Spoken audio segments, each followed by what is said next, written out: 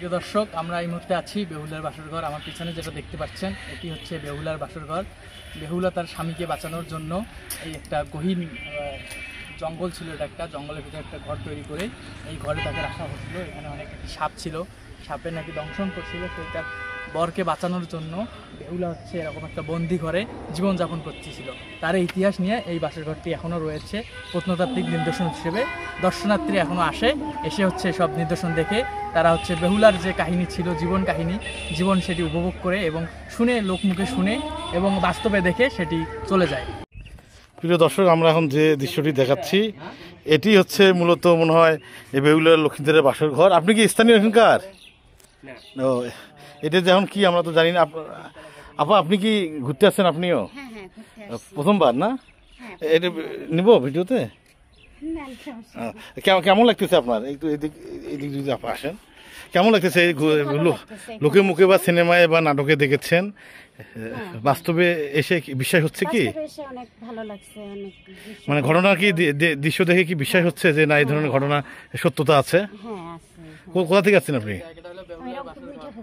রংপুর মিঠাপুকুর থেকে আসছেন। ও আচ্ছা আচ্ছা, তা ধন্যবাদ আপনাকে। হ্যাঁ, প্রিয় দর্শক, এটি আমরা এখন সামনপাটে আছি। অনেক পুরাতন একটি স্থাপনা।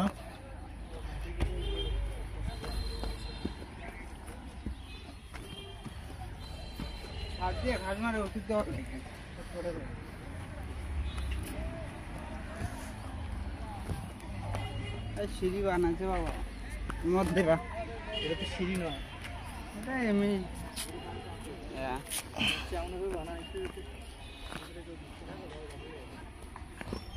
প্রিয় দর্শক, দেখতেছেন আমরা কিভাবে নামলাম।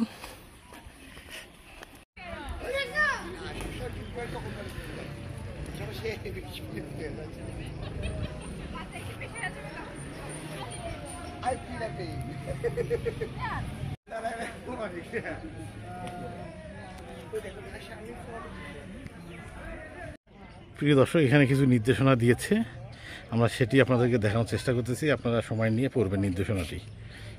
দেখতেছেন বেহুলার বাসর ঘরের হচ্ছে ফ্রন্ট সাইডটি।